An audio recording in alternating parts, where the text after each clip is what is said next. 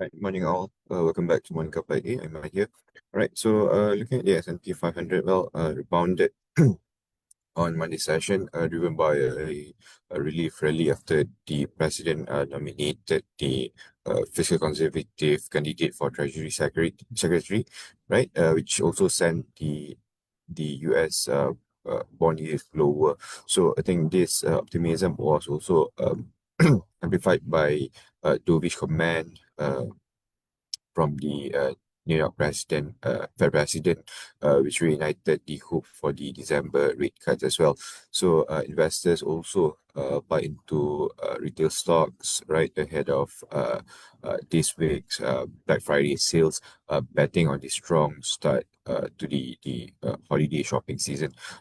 So as of yesterday, I think the S&P rebounded strongly, surpassing the 6,700 points level. Right. So yeah, looking at our US trading stocks that you have published yesterday. So we got Alphabet, GOOGL, right? So the stock breakout above the $295 level. We can now expect the stock to travel towards the 315 level on a strong momentum and also the strong trading volume. Followed by the next resistance at $330 level. So now, if they counter to reverse, do watch out for 275 level for the immediate support, as it could indicate a new, trend reversal. Right. Also, we have LLY. So looking at the charts now, the counter also charted a higher high market structure, well above the moving average. Also, the moving average is pointing upwards, right? Eyeing to reach higher towards the $1,100 level after breaching this $1,050 level. So if the stock climb higher, we could see that it might travel towards the $1,150 level. So now, if the stock slides lower below this 1,000 psychological level, this might signal a shift to a bearish structure. Right. So yeah, looking at the China A50 futures, right? Well, it traded sideways yesterday as the market was, I think, caught in between after the defense stock surge on raising geopolitical tension after Japan made some I would say controversial comments about Taiwan recently. So I think these gains were initially uh, uh, uh, I think offset, right? By a sharp sell-off in a chip stocks, right? Following the sentiment that US might allow Nvidia to sell its advanced chips to China, which also threatening the domestic player. So I think at this juncture, investors are largely staying on the sidelines, right? Waiting for the clear policy signal from the government. Also, any rebound could happen near this 14,700 level if the bullish remains intact, eyeing for the 15,500 level, right? So yeah, for the WTI, going on to the WTI futures, right? Well, it rebounded on Monday. I think lifted by a broad risk-on wave on the global market as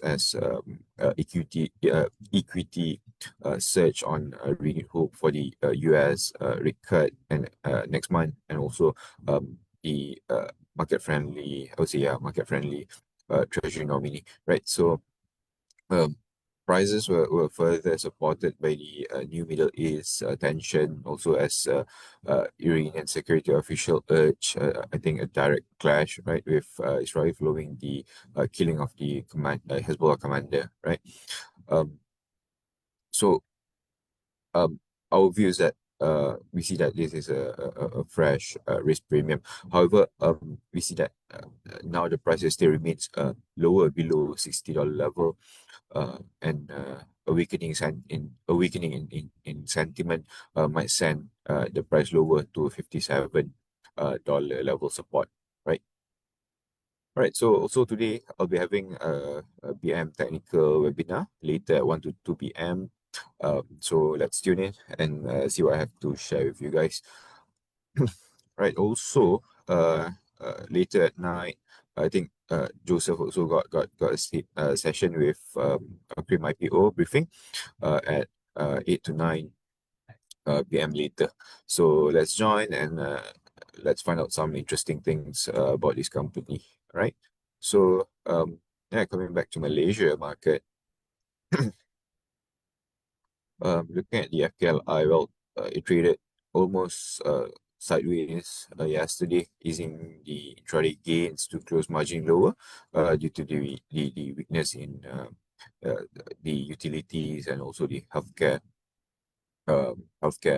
sector as well, right? Which I think seen down by almost 1%, which also offset the early gains in the early session of the banking heavyweights, right?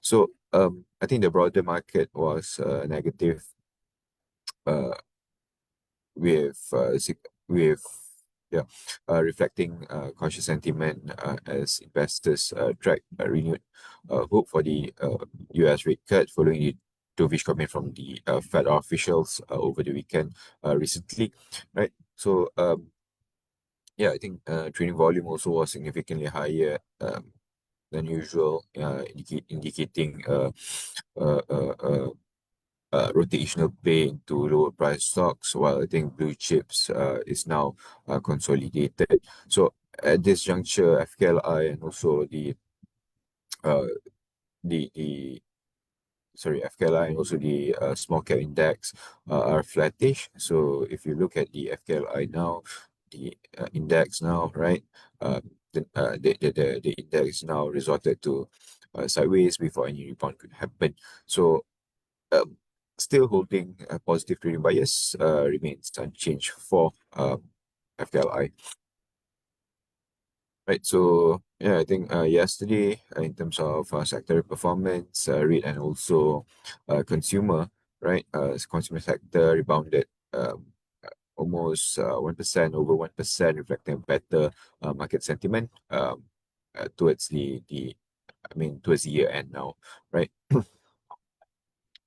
Okay, so since we're talking about the consumer sector, I think maybe I can shift your attention to this stock right here, which is Mr. DIY.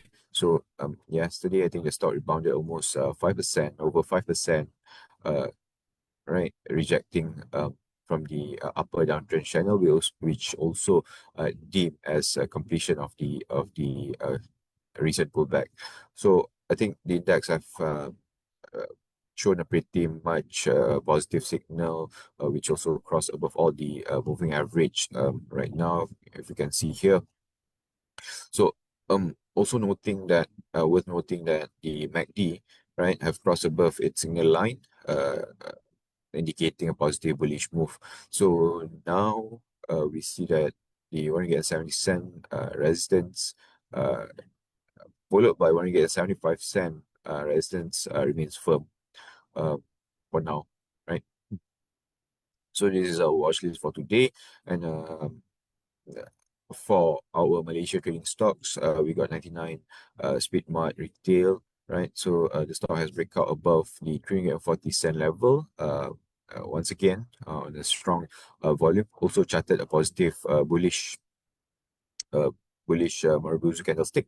So I think with that, we expect momentum to remain bullish. It's not able to climb further to test the next resistance at 3.65, followed by 3.75.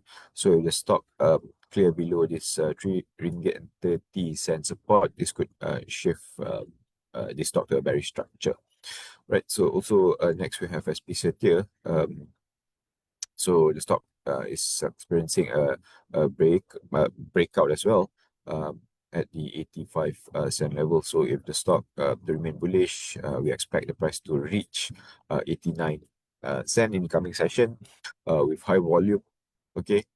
Also, second resistance is now at is seen at 93 cent.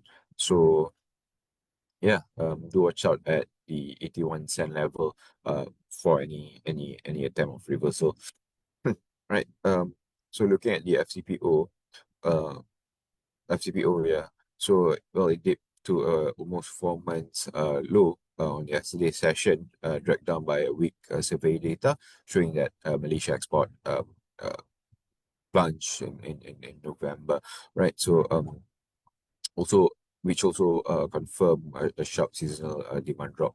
So I think bearish sentiment was also amplified by weaker rebel oil uh, as well, right? And new MPOB forecast projecting higher than expected production in this 2025. So I think the market is firmly in a downtrend, pressured by a stronger ringgit and lack of catalyst to absorb raising stockpiles at this juncture. So technical wise, I think yesterday the commodity tested the support of 40.50, but failed to close below this level.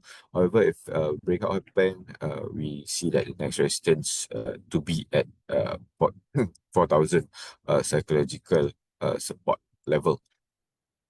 Right. So, okay, before I end again, let's tune in to today's BM technical session at 1 to 2 with me. And also, I think, yeah, Joseph got his session also today with Okrim, which you also can join the session at 8 to 9 p.m. Tonight. Right. So, yeah, I'll stop here and pass the floor to Jeff for his update. Thanks, everyone, and happy trading.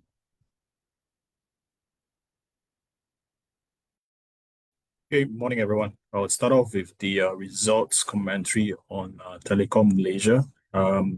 Pretty good set of numbers. Headline, Pantami basically reached a new record high, 686 million in terms of the number itself. It's up 70.3% Q-on-Q and 48% year-on-year. I just want to flag that there were a couple of one-off items that they booked, fair value portfolio gains, some adjustments in terms of deferred tax. So quite lumpiness in terms of the quarter-on-quarter as well as year-on-year movement in terms of earnings. There's also higher other income that was booked this quarter from the sale of the copper assets or monetization of the unused copper that they have, which is something that they will continue to work on over the next couple of quarters. So we look at on an adjusted basis, the core earnings grew 21% Q-on-Q. 9 months number is hovering at about 1.4 billion. So basically 78% of forecast. We do expect a weaker fourth quarter as they will be booking a lumpy VSS charge for i.e. higher staff cost. And this is really coming from the review of applications. They've said that they're still assessing some of the applications. They will be booking this charge in terms of the fourth quarter number. Very quickly, in terms of the revenue trends, I think consumer business has done fairly well this quarter. It's actually rebounded, up 3% Q-on-Q. Stronger sub additions here, 21,000 this quarter versus 5,000 a quarter ago. If you recall, there were quite a bit of competition on the fiber broadband side of things. They've actually managed to claw back some share with new promotions in the market. Some of you may have noticed that they've reintroduced their unified TV plans, and the bundling proposition is a lot better on that particular plan. 4% ARPU uplift Q-on-Q, also a fairly good number there. some subs are obviously upgrading to higher speed plans. On the wholesale side, numbers have also picked up on a quarter-on-quarter basis, 24% up. That's really coming from lumpy IRU sales as well as more connectivity, managed connectivity services, cross-border connectivity as well as the DC side of things, which are they are actually one of the biggest fiber backhaul provider. In terms of revenue guidance, they've maintained it, low single-digit growth for the full year. Headline EBIT, they've actually removed it because of the uncertainty with respect to the VSS charge to be booked in the December quarter. So post the results call, we've made some adjustments in terms of the 25 to 27 numbers. We've reduced it by 5.4% in terms of 25, reduce it 2% in terms of 26, and with up of 4% net profit numbers of 27, largely on account of some revision in terms of run rates for some of the cost items. We expect a stronger revenue seasonality in the fourth quarter. Typically, they do book a lot of special projects in the final quarter, and a lot of the deliveries in terms of the projects are coming up for TM1, which is the B2C sort of business, and on the C2C side, which is the wholesale business. I think the new DC or the new expanded capacity at IPDC, which is the data center, is Iskandar Putri. That's already up and running. I hear that the pre-sold capacities on that are fairly good. Klang Valley Data Center, which is the one at Jaya, has also been upgraded. It's due to be commissioned very, very soon. So I think FY26 will be a fairly good year in terms of the wholesale business as a whole. Just very quickly, an update on the Nextra AIDC over in Iskandar Putri. That's the JV with Singtel, 15% completion rate as of this quarter. Completion is still expected for middle of 2026. Also want to point out that dividend yields are actually good looking, heading stronger. First quarter, they've already announced 12.5 cents. This quarter, no dividends, but full year, I think there could be potentially a special payout or even a higher final payout. Balance sheet is incredibly strong here. Look at free cash flow is 1.47 billion. That's already 38 cents a share. Net debt to EBITDA significantly under-delivered, 0.58 times, which is already a new low. So expect them to be managing their capital better, and special divs may be on its way. So we're looking at the buy call, no change there. DCF target price up a little to 8.30 from 8.15. Yields are about 4% based on FY26 numbers. Okay, that's all of me. I'll pass you on to Siang. Okay, thanks, Jeff. Morning, everyone. Let me continue with results notes on STP Resources. This is their first half FY26 results. Essentially, we consider the results as below expectation after net profit coming in at 55 million, which was down 13% year on year. This is at only 44% of both our and consensus full year estimates. And the deviation is mainly attributable to the cautious stance adopted by key customers in reaction to US tariff policy.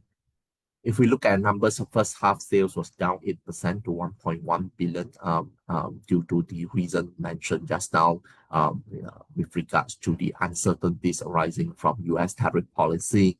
But having said that, first half gross margin is quite stable at 13%, despite the lower volume as last year was impacted by startup expenses in relation to new production lines. So that led to net profit dip of 13% to 55 million, and we saw net margin compressing by 0.3 percentage point to 5.2%.